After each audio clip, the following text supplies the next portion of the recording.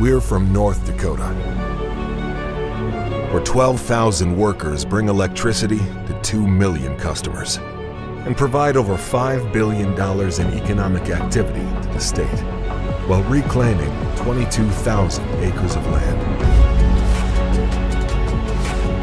This is coal country. Find out more at lignite.com/diamond. Brought to you by the Lignite Energy Council, the voice for North Dakota coal. Love staying informed?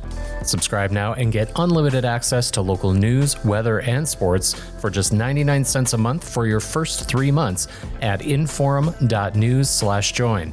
Read every story, listen to every podcast, and download the apps that keep you informed and on the go 24 hours a day. So head to inforum.news/join right now to subscribe. What are you waiting for? Get 3 months of local news for just 99 cents a month at inforum.news/join. You're listening to Plain Talk, the voice of North Dakota politics. I'm your host, Rob Port. If I sound distracted, it's because I've been busy covering this story all morning. I'm joined by my co-host, Chad Oban. He's right of center, I'm left of center, both sides of the political spectrum. I think it's cathartic. I think it's a necessary and proper debate. I'm glad we're having it. And honestly, we have to do better. Okay, I don't know why I'm getting blamed for this, right?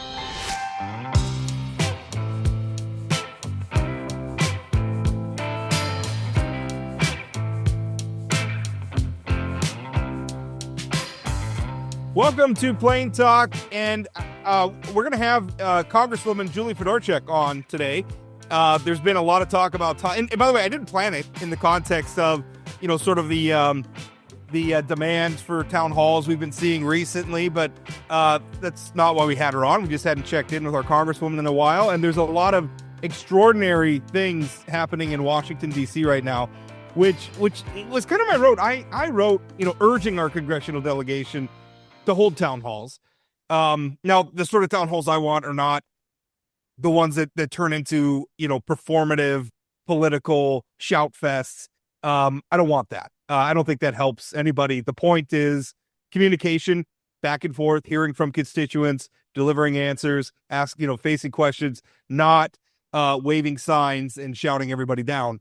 But that's hard, because if you open an event to the public, you're going to get who you're going to get. And not everybody who shows up is maybe going to be there in good faith. Anyway, I'm off down a rabbit hole already. Congresswoman Fedorchak, welcome to the show. Thank you. Honored to be here. Thanks for the invitation. Thanks for being on. First question: You obviously scheduled a telephone, or is it like a Zoom town hall, or is it video conference, or what the event that you've scheduled? What is that? We have a teletown hall next Tuesday. But I would argue, I agree with you on the need for constant communication with constituents. And I have been doing that since day one. I've met with hundreds of groups out in DC. Literally hundreds of North Dakotans have come through my office. You'd be shocked at how many different folks, from healthcare groups to multiple agriculture groups. We've met with school lunch people. We've met with the broadcasters. I mean, just you name it. They're coming out there and talking to me there. And then when I've been home, and this is my third trip home, I have been across the state. I would say this week I've had 3 town halls. I was in Standing Rock, met with the entire tribal council there, and it was open to the public, and there were public members that came, and I asked whatever question came up by all the council members and the people in the audience. I was in Carrington this week, met with the entire board of the Corn Growers Association from all over the state, and talked with them for more than an hour, answering any question they wanted to ask. And then I went up to Spirit Lake and did the same thing with their council member there. I met with the Bismarck-Mandan Chamber of Commerce this week, and there was probably 75 to 100 business people who were welcome. Anyone could come to that town hall, any of their members, and answered all kinds of questions from them too. And I assure you, not these are not easy questions because there's a lot of challenging issues going on in Washington. And I want to hear what North Dakotans have to say about them, what they think about them. And I want to share with them how I'm thinking about these things. So yeah, I'm real serious about this, and I'm excited to have this additional format and opportunity for folks all over the state to call in. They can do so from the comfort of their own home, and it can be a productive conversation where you can actually get to the heart of the questions and be able to deliver answers, and folks can hear where I'm at. So I'm excited about it, and I agree with you 100%. I am your representative. I need to know what you're thinking, and you need to know what I'm thinking. So I don't want to spend a lot of time on town halls because I think this is an opportunity for us to ask you about some of those questions. But I would just like to, point out, you talked about a lot of interest groups that you've spent time with and that kind of thing. But I do think it's important that you do some open public, well-publicized sort of events. What this reminds me of is 2009, 2010, when the Kent, Byron, and Earl were getting pressure to do town halls. And I remember Earl doing a telephone town hall. And my co-host here was very critical of Earl Pomeroy for only doing a telephone town hall because you can screen questions and those kind of things. So I appreciate you getting out there. I would like to see all three of you do more where it's an open forum for the public, not just for groups that maybe are, I don't want to say special interest because that has a negative connotation. And I don't think it's like a negative thing. But I want to talk about some of the policies. One of the things I'm struggling with is we know that business and agriculture does best when they know what is happening, right? Chaos is bad for business. You want to know.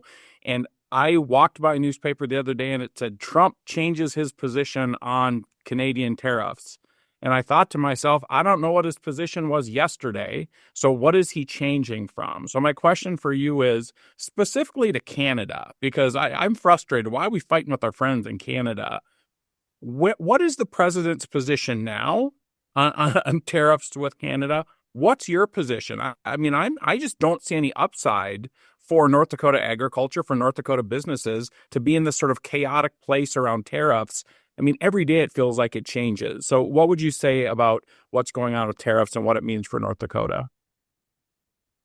I would say that in my conversations with agriculture, and I've talked with a lot of them, like the corn growers this week, I met with barley, I met with soybeans, I met with potatoes, I've met with Farmers Union. Everybody wants certainty. So you're absolutely right about that. Everyone wants certainty. I don't know what President Trump's position on Canada is right now either. And he has, because he's put it on pause till I think early next month, April 2nd or something like that. But here's what I'll tell you I've been doing.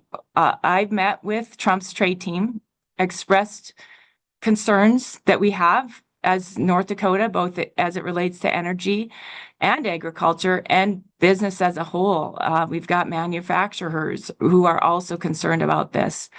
I understand one of their main goals is trying to get more cooperation with Canada and Mexico on the border issues. And we can talk more about that later because I was down at the border and have a better appreciation for some of those challenges. But so that said, we need to, if they do use tariffs with Canada and Mexico, my push to them is that they be targeted and short-term and targeted, and that we move to normalcy as quickly as possible and start renegotiating the U.S. MCA in earnest too, and get that done on time so that we do have, good, strong trading partners in our nearest neighbors. Additionally, I want to say, I can't control Trump's tariff approach, right? He's going to do that, and I want them to know how important it is for our farmers. I've talked to Goring, Ag Commissioner Goring. He's impressing on them his thoughts on trade as well. But what we can control, we need to control. And one of the things that we can control in Congress is the Farm Bill. And so I am pushing hard leadership. I'm pushing hard with the head of the Agriculture Committee in the House, G.T. Thompson, to get moving on the Farm Bill.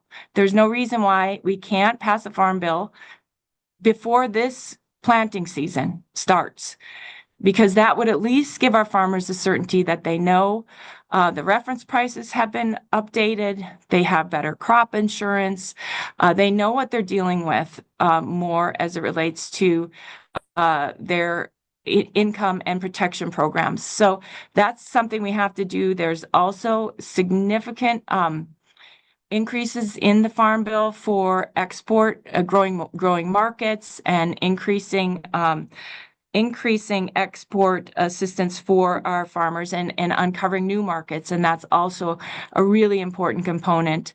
I'll say in my meeting with Trump's trade team, they emphasized that as well, that there is going to be a huge effort that they're going to be making to open up new markets and try to develop new trading partners for American farmers.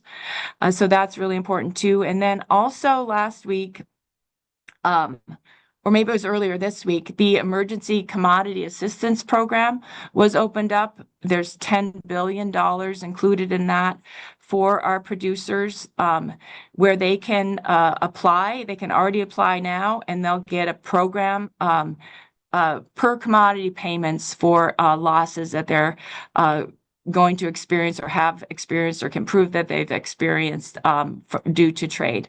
So those are some of the issues as it relates to our agriculture community, our farmers and ranchers. And like I said, I'm in very close communication with these industries on a often daily or weekly time period or level. Let me ask about the tone, because some of it's policy, but then there's a decided tone. Calling Canada the 51st state, I don't think our Canadian friends appreciate that. I think many of them love America as a neighbor, but they're not Americans. They're Canadians, and they have the same sort of national pride that we have for America.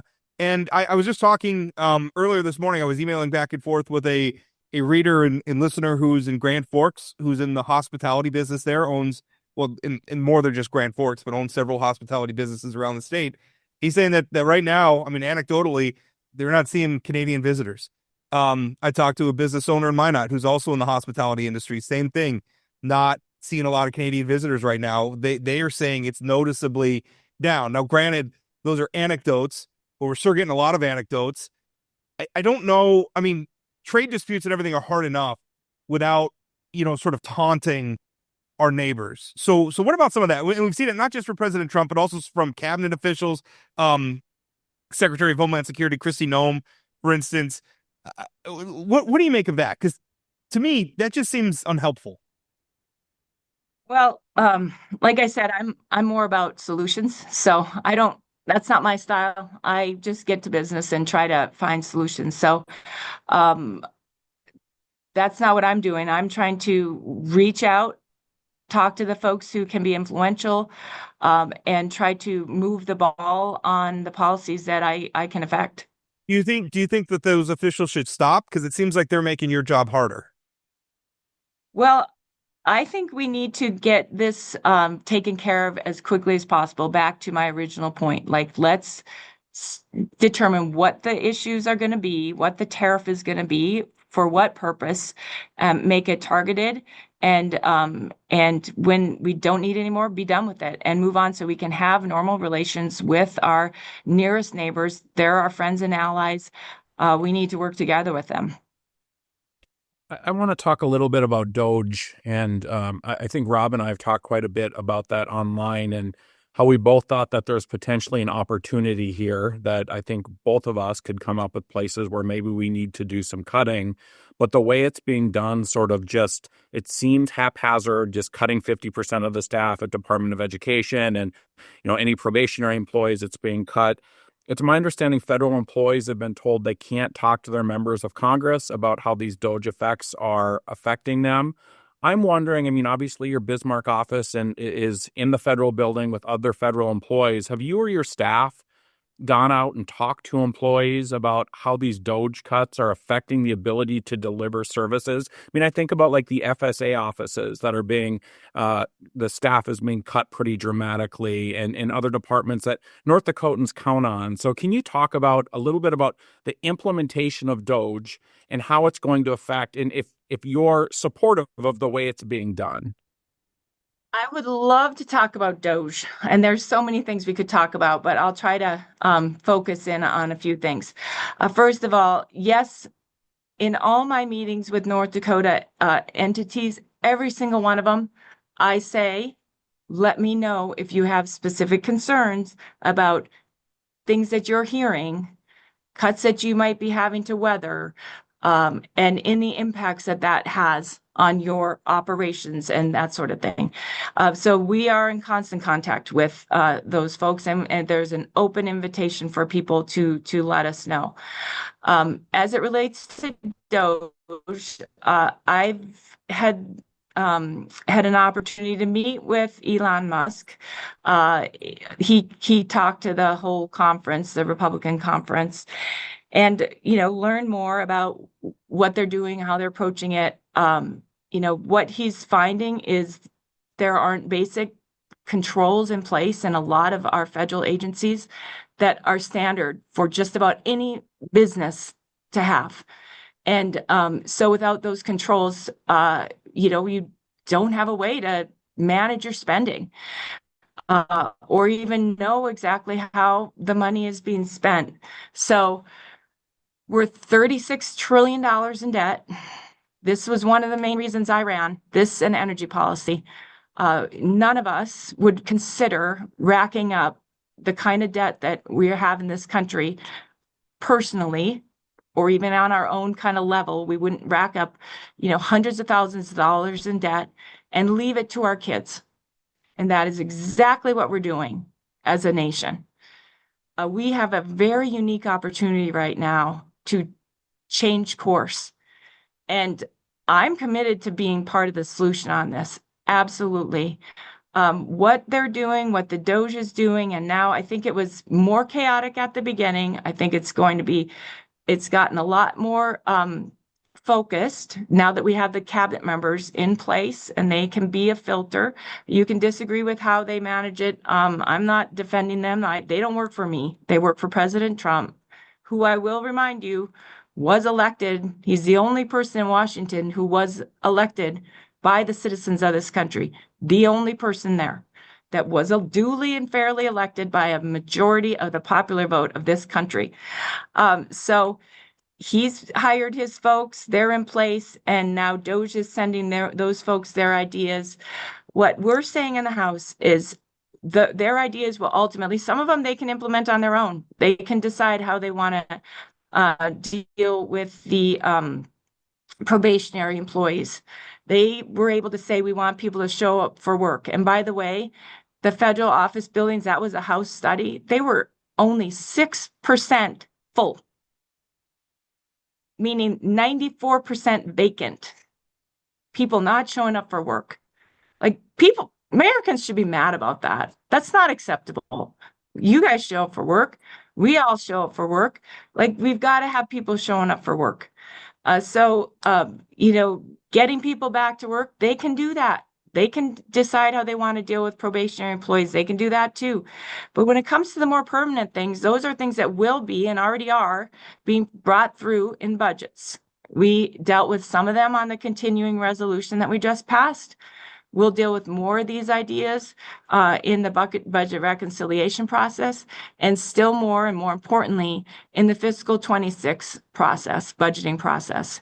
And I'm excited about that because we will be able to quantify these ideas, like how big are potential savings? Are they real? We can quantify them and qualify them. And then we can codify them if they're appropriate, put them into the budgets and get them passed. And if they don't pass, then, they aren't part of the budget. If they do, they are. And for the first time since I was a very young girl, like freshmen in college, we have a very real opportunity to pass 12 budgets on the regular order in the US House.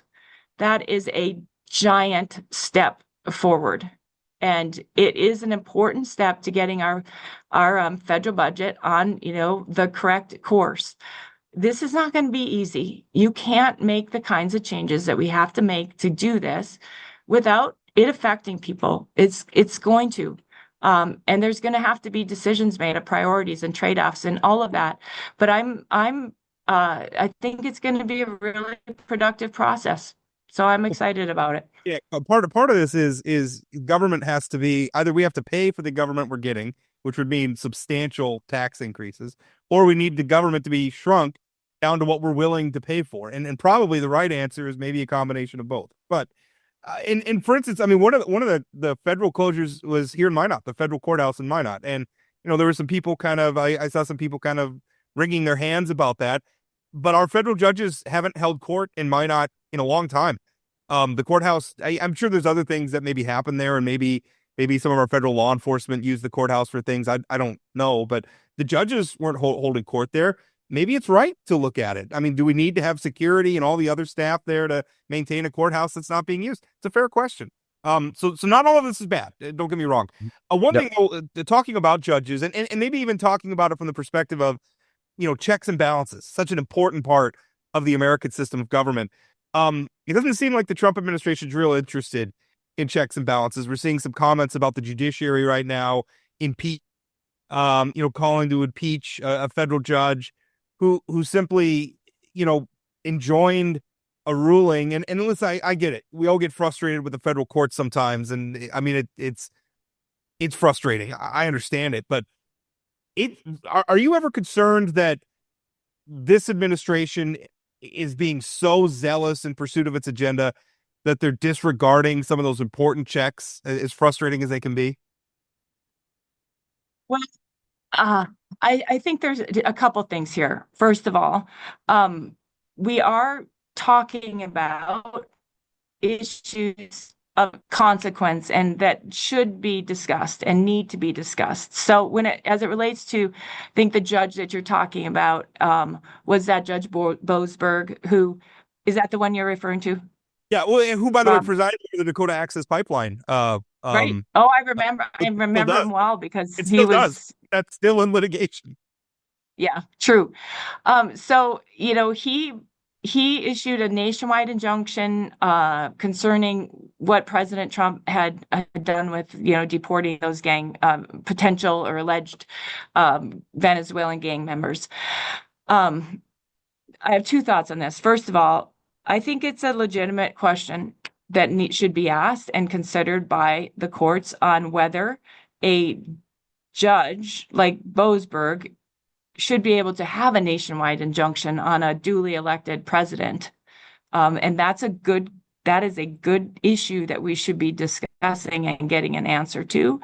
I think ultimately that will go up to the Supreme Court and be looked at there as it should be, because that's a valid question that I think we should be thinking about.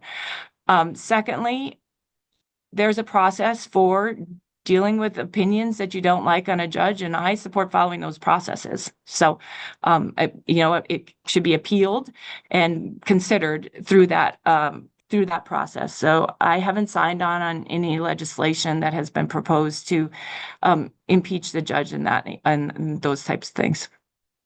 Do you also, by the way, I should point out Congress controls the jurisdiction of the federal courts. Just another check and balance. If we don't like nationwide injunctions, Congress can act. Congress could do something about it. Anyway, sorry, Yep. Chad.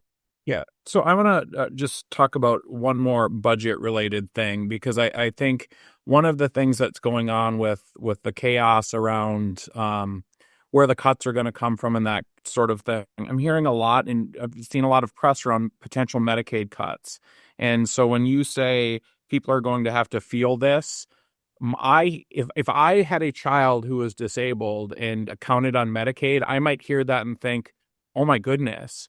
So when you're talking about people feeling this, can the folks who count on Medicaid and some of those services to basically function, or elderly or disabled, those kind of people. I mean, will you fight against cuts to those programs? Or is it sort of everything's on the table, those things might have to be on the chopping block?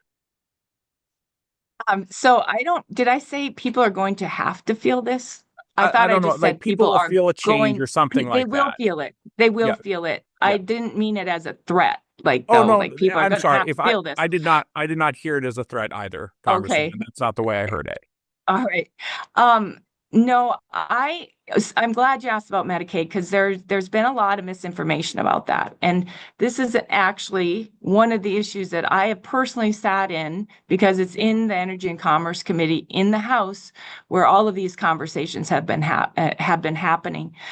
As it relates to Medicaid cuts, I would say that it depends on what your definition of cut is. The truth of the matter is we will be spending more tomorrow on Medicaid than we spend today under any circumstance. So it isn't, in my mind, that isn't a cut. It's not a true cut. It's a slowing of the growth of Medicaid, which has been growing at 10% a year for the last 4 years. My hope and my goal, and I believe it's in line with what North Dakotans would want and expect, because I've talked to a lot of them, is we need to preserve this program for the folks who it was intended to serve, which is the disabled, the blind, the elderly who are poor. Those are the people who this safety net is intended to help and exist for. Pregnant women, kids, that's who this is for, to serve.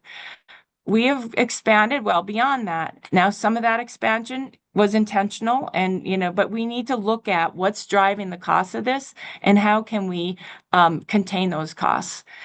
What we're looking at are some very simple, common sense reforms for starters. First of all, auditing the program, making sure and that just means making sure that the people getting the benefits are those who qualify for the benefits, that the people getting it qualify.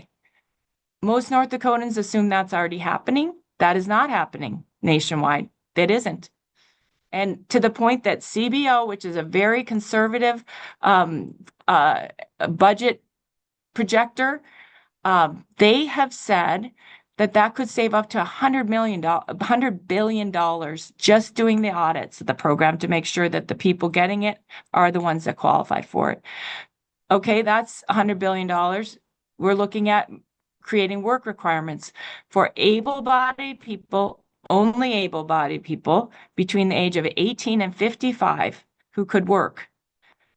As expressed by one of my favorite members of the committee, John James, from Michigan, we shouldn't be making poverty more comfortable. We should be helping people get back on their feet and get into the workplace and helping to find meaningful work that can make them self-sufficient. We should not be enabling people who can't work to stay home.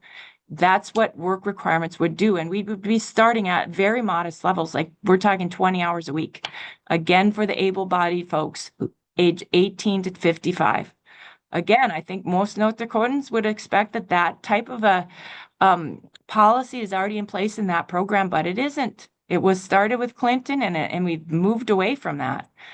So I think that those two reforms could save almost half of what has been identified as in the House side of the version of the budget reconciliation for just Energy and Commerce Committee. So that's about $400 to $500 billion in savings just for those two things. There's other important things that we're looking at, but again, it's a really nice talking point for folks who want to demonize us, who are trying to do good work, and make people scared about what's happening, even more scared. But the truth of the matter is we're trying to be very responsible in the way that we're approaching this and finding the meaningful savings, the things that are common sense that most American citizens would assume are being deployed already, and to save the program for the people who need it the most. Congresswoman, I would just add just one thing. I mean, I think there might be people who are out there demonizing you all and whatever, but we are at a time where with the president, you never know what's real and what's political theater and whatever. So I think people are on edge and they're scared about what's Yeah. going to happen, about the things that they care about. So I just think, again, going back to where we started this, having this sort of conversation with even more North Dakotans is really helpful so they can understand and sort of alleviate some of those nerves.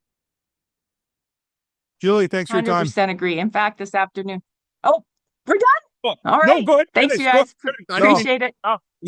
I didn't need to cut you off if you want to finish it. Well, I was just going to say this afternoon, meeting with the Hospital Association to talk through the Medicare issue with them. Already have met with the Long-Term Care Association. Members from almost every single community was on that call, both in person and on Zoom. So again, in very close touch with people so that I get the best information for how this stuff is impacting them, can relate that through the committee process. And so people know kind of what I'm thinking as well and what I'm hearing from others. So. All right. Oh, thank you for your time. I didn't mean to cut you off there at the end. I really appreciate it. Thanks. Absolutely. Anytime. Thanks, you guys. Thank you. There's a lot to like about lignite coal. It's reliable and affordable, and in North Dakota we have an amazing amount of it, enough to last us over 800 years. Thousands of people work in the North Dakota lignite industry, and they're some of the best paying jobs in the state. And with carbon capture innovations, even more economic growth will come to North Dakota. Find out more at lignite.com/diamond. Brought to you by the Lignite Energy Council, the voice for North Dakota coal. Welcome back. And I just want to make clear from that interview, if Congresswoman Fedorchak sounded a little funny, and maybe it's pretty obvious. We record this by Zoom, and so sometimes we are at the mercy of the Zoom gods. The Congresswoman only has so much time. We have to do it when we can do it, and unfortunately today her Wi-Fi was not the best, which she actually joked. I think every time she comes on, the Wi-Fi it's so funny because it once was at her home, once was at the campaign office. This one was at her official office, and it's something. It wasn't her fault. Nope. Very thankful for her coming on and taking our questions and providing thorough answers. My one takeaway from that is the continued, as somebody who knows Julie Fedorchak on a personal level, who has followed her political career and covered her political career since she was first appointed to the Public Service Commission, and even before, the way the Trump administration is handling a lot of this stuff is not her style at all. And she even said that. This is not the way that I would do things. But the reticence to be critical of Trump or critical of Elon Musk is and the thing is, I think we can both understand the political situation she's in. I'm not defending it, but the political situation is if you're a Republican, you're not allowed to criticize Donald Trump. At this point, if you're a federal judge who rules against Donald Trump, they're going to try to impeach you and everything else. So I don't like that. Whatever else you want to think, if it was anybody but Donald Trump doing this, Julie Fedorchak, I think, would be very critical. That's my personal opinion.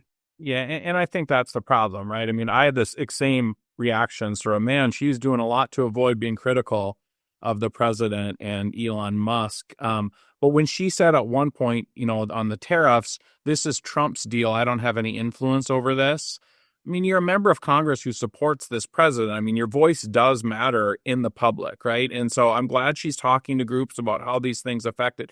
But it would be nice if somebody from a state like North Dakota would say, these are terrible. And Trump needs to figure out what his strategy is here, not just say, I've met with the Trade Commission and and they understand our concerns. Somebody has to stand up and say, this is bad. And I don't even think they have to do that for it. I think they could just say, listen, it is unhelpful to insult our Canadian friends. Right. And not even saying that there's not things that we could fix with our trade relationship with Canada. There's always things we could fix with every trade relationship we have with every country in the world. But just saying, being able to say, this is unhelpful. Please don't do this. And even the conversations around Doge, it was sort of like, this is the right thing. We're doing the right thing. And I mean, again, what she was saying about the offices being empty, what you were saying about the Minot courthouse, I agree with those things. The problem is the rhetoric and the sort of pace and the sledgehammer approach. I think creates divisiveness at a time where I think this could bring people together to do this the right way. And even not even the pace doesn't even, because I mean, one of the problems is we've had a lot of people go to Washington and promise to right size government and everything else. They're truth. And they just haven't gotten a lot done. I'm in favor of being aggressive right now because, again, what is it, $36 trillion in national debt we have right now? Something's got to give. And spending reductions have to be part of it. And I'm completely open to the other side of the equation, saying there's some ways that we can, we could shore up Social Security by people like removing the cap. Rich people pay more for Social Security. Yep. There are things that we can do to on both sides of the ledger, but spending has to be a part of it. And some of it is going to be painful. But I'm sorry, we either have to, again, we have to get the government that we're willing to pay for. Right. And I do think, going back to how we started the conversations about town halls, I would love to see Fedorchak and the two senators talk to the people with children with disabilities who are scared about Medicaid cuts and how it's going to affect their children, to sit down in a public setting and have a conversation. Now, both sides have to be willing to have a real conversation about this stuff. But, I mean, I would have liked her to say, these cuts that I'm talking about Medicaid are slowing down of the growth. I think that is a different, will not affect children with disabilities or adults with disabilities who count on these programs. In auditing the Medicaid, I mean, it sounds like that'd be really good, but it's not the sexiest thing that you've ever heard about in order to save money. And I'm all for auditing whatever we need to save money. I think that's just good government. Yeah. I mean, I think the problem is coming out and saying this isn't going to affect it. The minute you say that, it's going to find an anecdote and say, what about this one? You lied. You liar. It's tough for them. And that's the problem, is a lot of people do not approach this with good faith.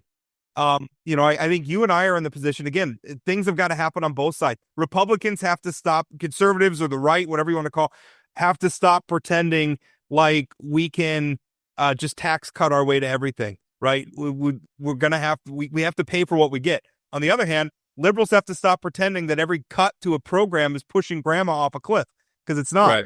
There is real waste, and there is real fraud, and there is real abuse, and it's got to stop.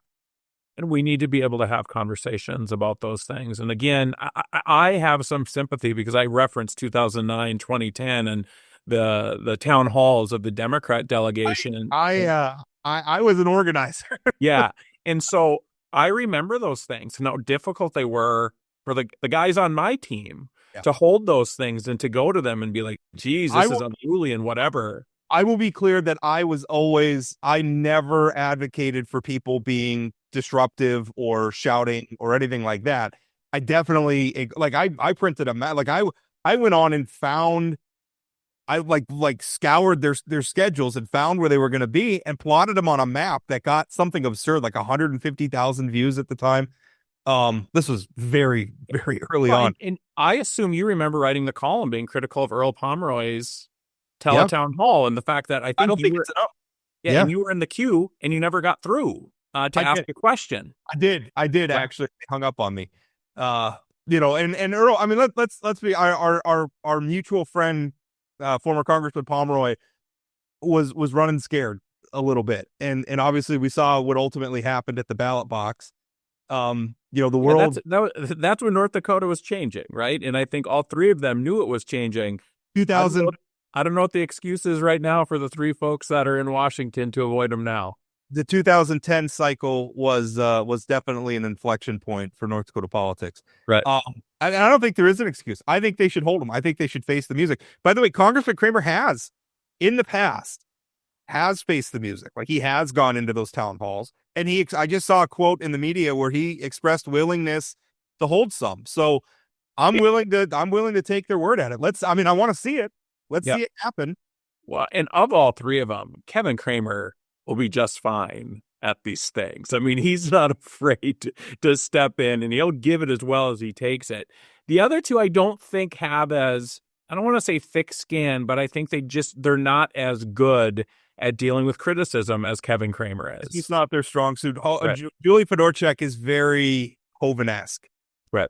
In her approach. And there's nothing necessarily wrong with that. It's a Just style. different style. It's Yep. just different style, but they're not as good probably in that format as Senator Kramer is. Even so, I hope they hold them. And my caution would be the people who are wanting to show up and who are upset. It's not going to help your cause if you go there and yell.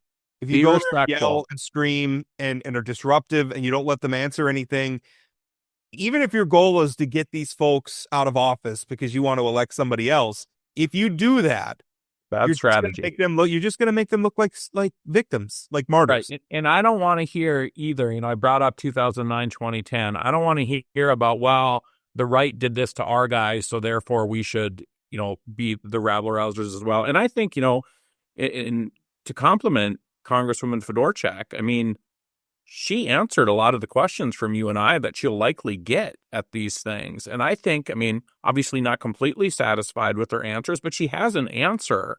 And I don't think the public knows what those answers are. Well, and the hard thing is the public, right now our electorate is they're not primed at times to live in reality. They want to hear they want to hear the thing that matches what they already believe when they went in. They don't really, a lot of voters don't want to learn anything, really. They want to go and they want to have what they believe confirmed. And again, I think she's in such a tough position. She's all in for Trump, but then doesn't want to have to answer for the bad side of Trump. And that's a tough position to be in. I don't know how you don't do that as a Republican currently in a state like North Dakota. But she said some pretty interesting things. She says, I can't control Trump's tariff approach. I'm more about solutions. That's not my style. When I asked about sort of dunking on Canada, she was critical, but it was muted. And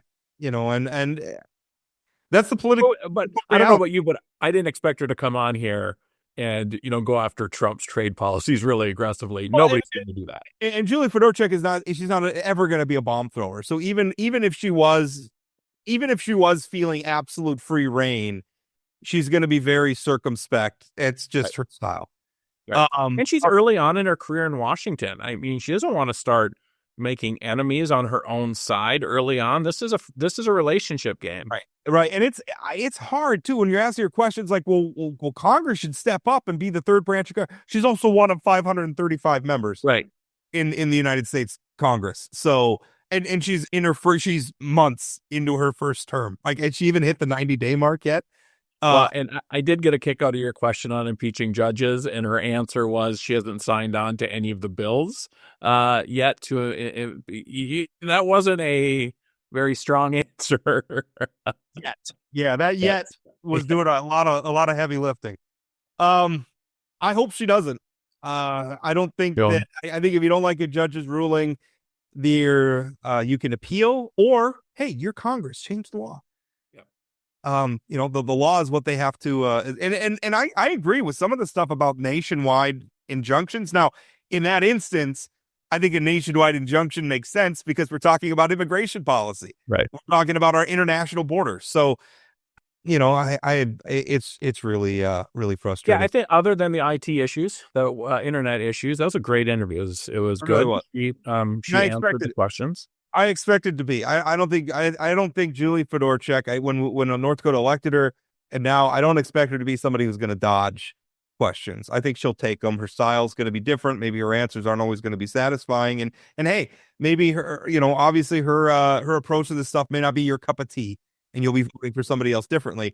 But I think she's going to be in the arena as everybody is. Have you ever heard a North Dakota speech, by the way, where somebody hasn't referenced Teddy Roosevelt in the arena speech? So it's funny, the first person I heard use it over and over again was Ryan Taylor. Yeah. And so for a while, every time I'd hear people reference, it's geez, Ryan Taylor's being used. And then it turns out it's just something that maybe Ryan Taylor took from other politicians. It's like the North Dakota equivalent of starting a speech with the dictionary definition of, right? It's a cliche. As Teddy Roosevelt said. As Teddy Roosevelt once said. Quoting Teddy Roosevelt is just a North Dakota thing. We should probably talk about former Senator Ray Holmberg. we obviously knew about his crimes. We knew he was convicted of those crimes. We had some disgusting details. There was what's called a sentencing memo. So this is obvious. Holmberg's been convicted. Now they're going through the sentencing process. And so what the sentencing memos are is each side respectively making their argument to the judge for what their sentencing ought to be. And so there was a lot more information in there now that he's been convicted. There was a lot more information in there about his activities. And I should point out, because a lot of the news stories is like, well, the prosecution alleges. The defense also did a sentencing memo, and the defense didn't dispute the prosecution's sentencing memo. A lot of the stuff was in writing. I don't know how you dispute it. Right. And I'm just saying, giving the context of this, you should go and read it yourself. I linked to it on social media. I didn't happen to write a column. I didn't really have anything to add.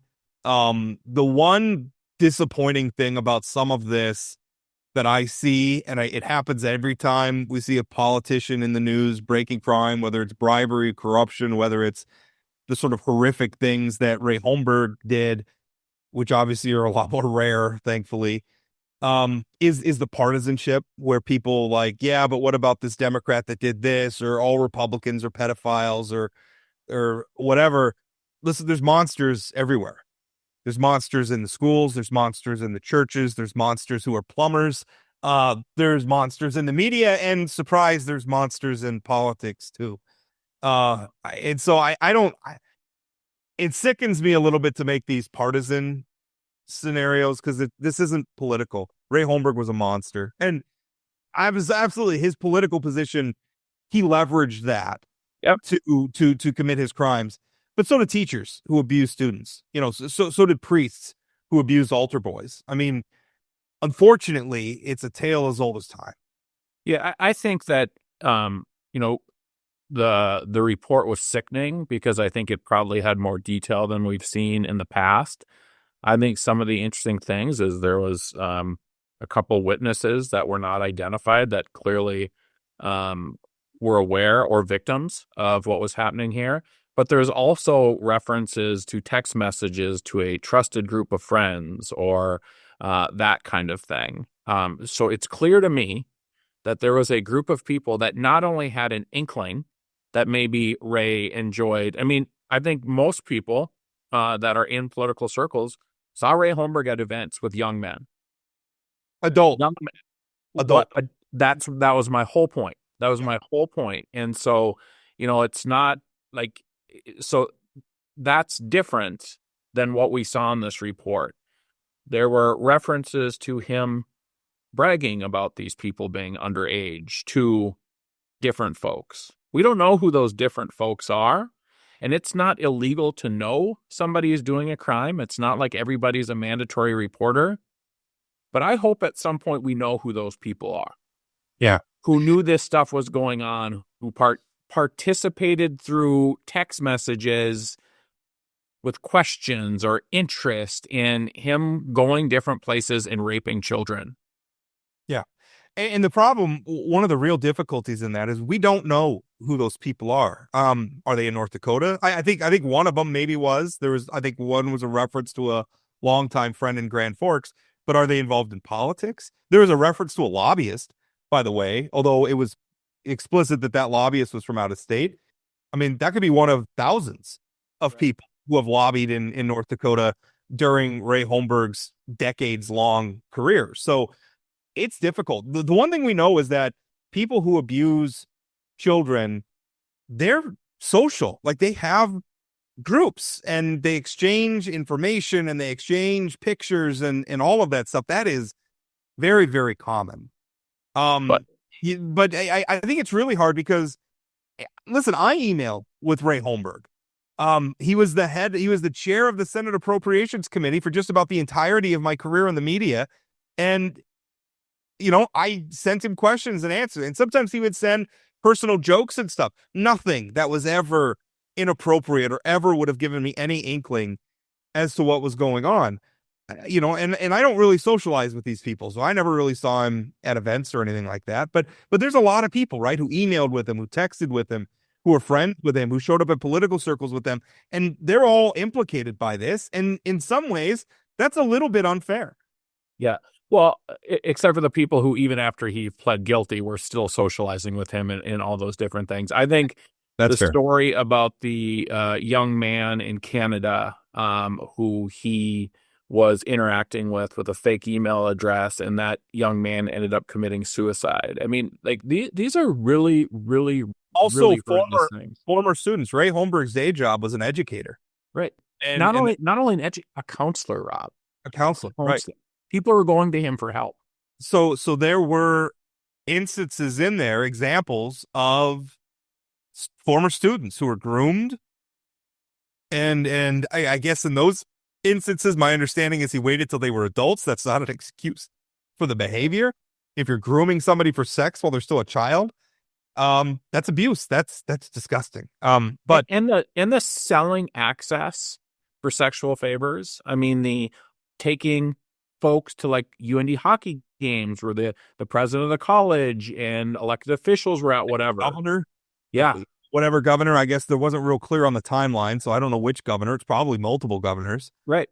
And so he'd bring these young men with the expectation that you can come to this hockey game, rub elbows with these important people, but in exchange, there'll be sexual favors. Yeah. Maybe get a job or whatever. And, again, in those instances, we're talking about adults, young adults.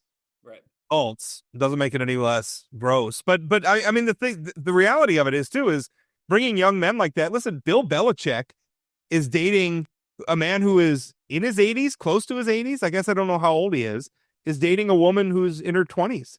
So I mean, she's an adult. I mean, I struggle with that sometimes because I look at it and it's icky. But on the other hand, she's an adult woman, and it's not my place to tell an adult woman who she should be dating. So I think that plays a role in this. I mean, I don't know how many folks who I've talked to over the years who said, man, I was at this meeting and Ray brought this young man and it was weird and whatever. And then having the conversation, if Ray would have brought a young woman about the same age, what would the response be to that, right? I mean, people didn't want to be homophobic when, if they're calling this stuff out. It is complicated, but after reading this report, not so complicated anymore.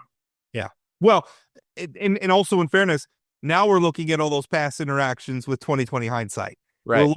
We're looking at it through the lens of what we know about Ray Holmberg now. And again, I want to be very clear, not defending Ray Holmberg at all. And anybody who knew or had reason to believe what he was doing, shame on them. And I hope there's a way to hold them accountable. Yeah, I mean, you said we don't know who those people are. Law enforcement knows who those people are. They have the text messages. When does this become open? When does the public get to know about this stuff?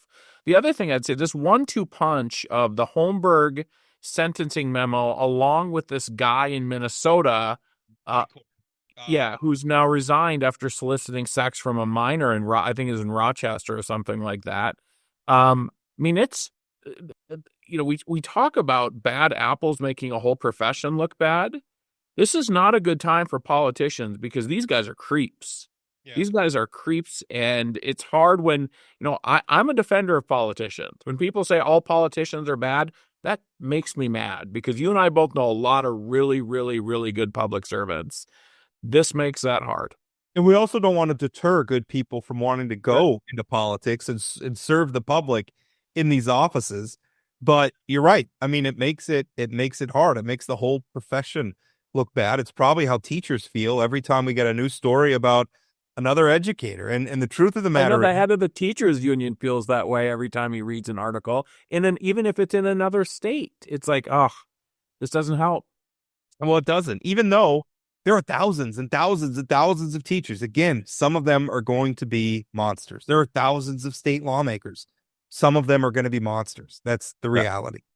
I think statistically, if you probably looked at the offense rate of teachers, it's probably lower than the general population. If you look at the offense rate among politicians, at least for sex crimes, it's probably lower than the general population. The other stuff, some of the conspiracies about Ray Holmberg that I've seen out there about, that he got special treatment. You need to remember, this was primarily prosecuted under the Biden administration by and I'm not being critical of the job that they did at all. He's going to face his crime. I'm a little worried the sentence he's going to get is going to be light. I'm not really. There's some finagling going on with his age where they're trying to get it so that he maybe serves his sentence at home or something. And boy, would that not be satisfying at all. Look, especially with his history of not following, even like when he was on release waiting sentences, he didn't follow the rules. You're still looking at porn. Yep. And He's things going like to the pawn shop in Grand Forks. right. So, I mean, yeah, it just wildly. But again, I don't think there were any conspiracies here. But I don't know how you stop people from going there on the internet these days. Yeah, and remember that the crime that started all this was sex with children overseas. I mean, there's a whole level of complication that comes with prosecuting a case that took place in a foreign country, right? In a foreign country where the age of consent, technically, it was legal there. Right. Yeah. Turns out there's a lot of other stuff that wasn't so legal here that he participated in as well. And by the way, it is illegal under United States law to travel for sex that would be illegal in the United States. So he absolutely broke American law. But that's a complicated case to prosecute. But we have more now. I also think it's interesting that some of the articles about this, I mean, there's still Republican elected officials. Rich Wardner called him a good public servant. I would just advise folks that even if, Ray might have been a good public servant, don't say that now. He was raping children while he was a good public servant. I don't think, even if it's true, what you're doing is muddying the waters around what he did. The fact that he may have been a good public servant, and that's probably in the eye of the beholder, is not in any way relevant to what he did. Yeah. And I don't think Rich was saying that. Rich was just saying, what he did was wrong. We had no idea this was going on. He was a good public servant. It's like, just leave that off. Yeah. I think a lot of them are struggling. I can't imagine somebody who you worked that closely with and you find this out about them. I have some empathy for that. That's not. I had a great conversation with a group of people about this the other night where we were talking about if you have like a lifetime friend or some who ends up that they did something horrendous like this, like how you process that. Like if you were Ray Holmberg's good friend, you literally had no idea this stuff was going on. How do you process it? And how do you go from this guy's somebody I talk to every day to just like, oh my God, he's a monster? That's tough to wrap your head around as a human being. I had a little bit of that experience. I had a friend from childhood who in early adulthood, I think when we were in our mid-20s, ended up getting convicted for attempting to lure a 16-year-old over the internet. Which, by the way, the people who are doing that, like that Eichhorn in Minnesota, it's always a cop. There is no 15, 16-year-old girl in the world who is interested in a middle-aged man. It's always a cop, you idiots. Well, and it's my understanding Rochester police has advertised the fact that they're doing these kind of stings, and the dumb guy still did it.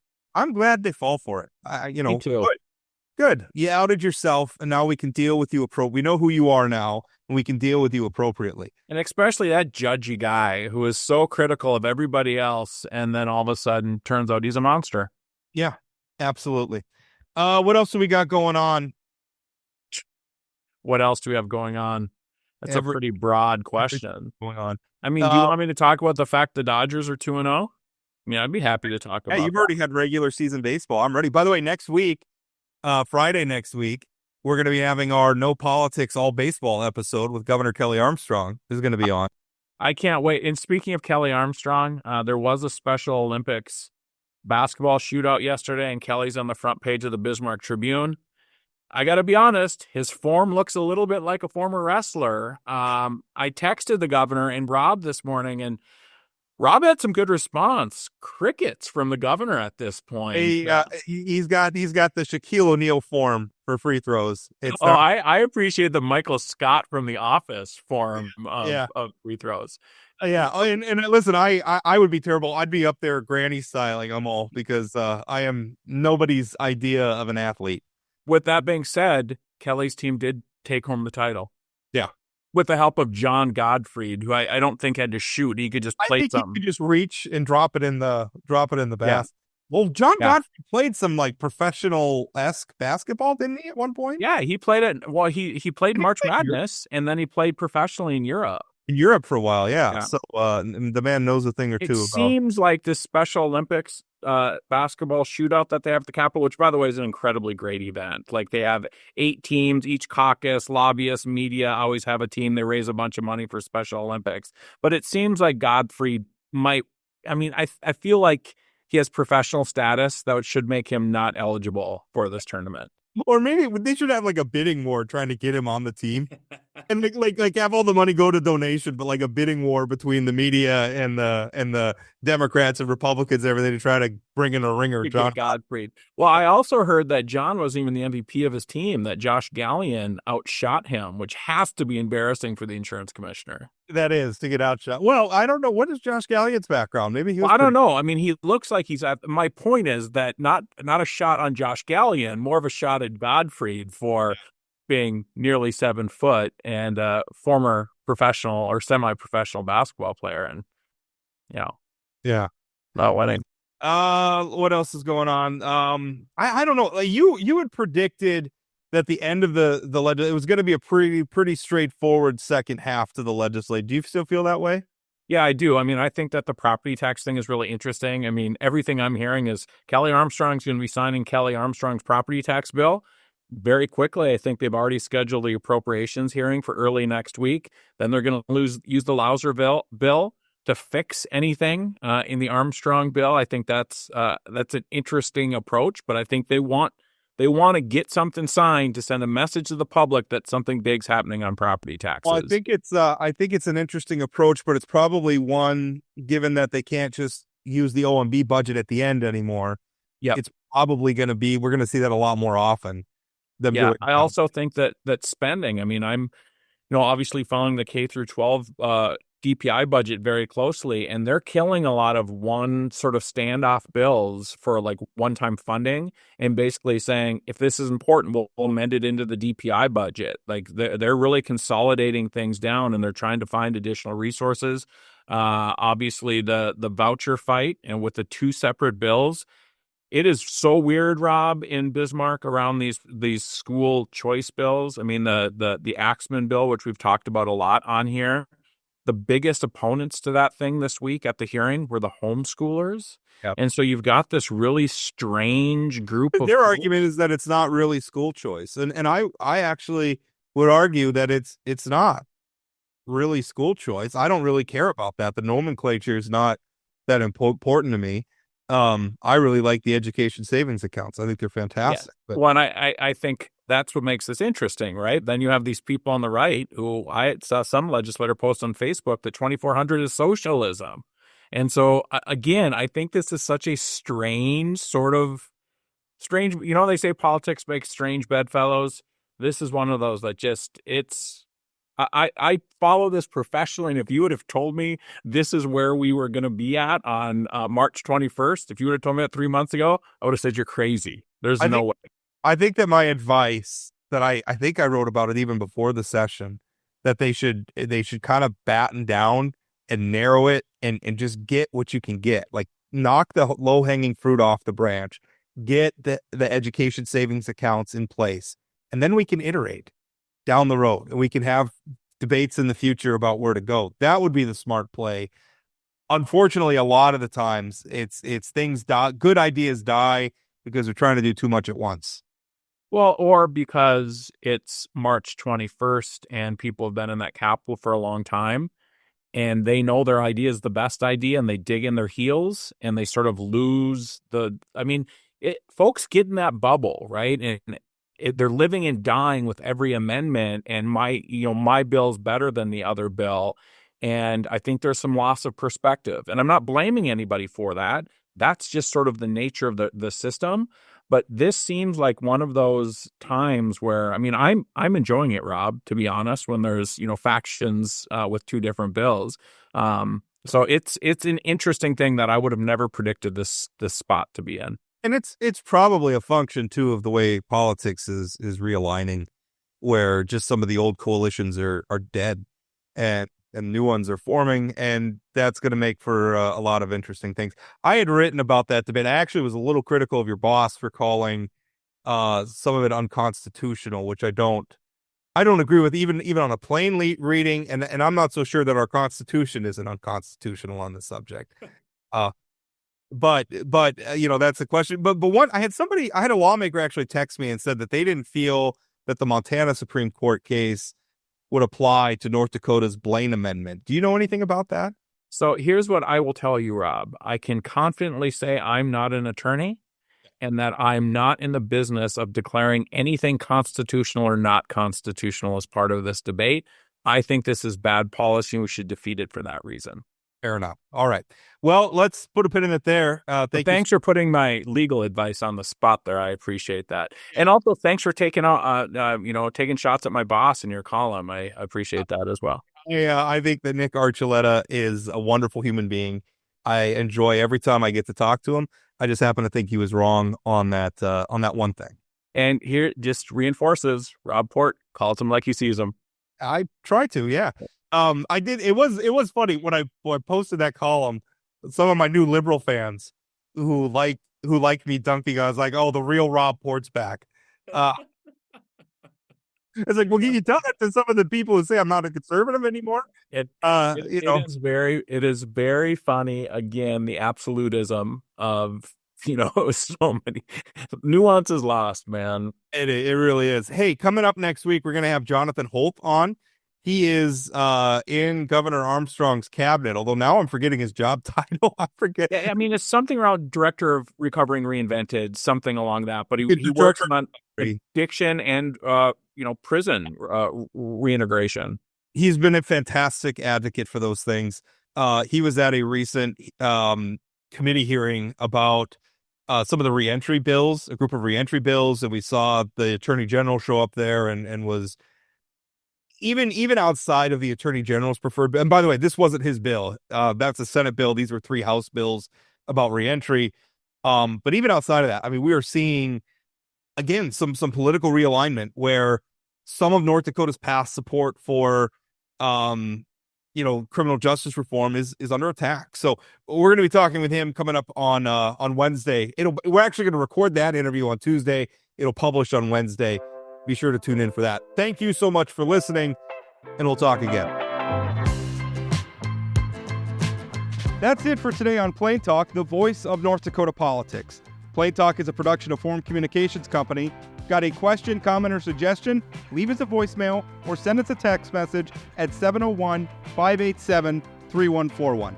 That's 701-587-3141. If you haven't subscribed to Plain Talk yet, you can find us on YouTube or your favorite podcast platform like Spotify or Apple Podcasts. For those of you who are already hooked, give us a rating or review.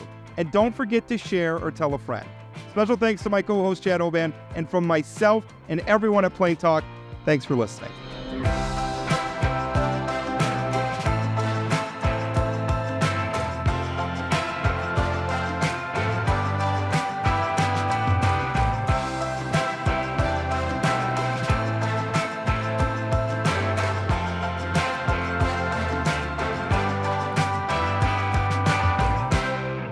Yeah, that yet was doing a lot of heavy lifting.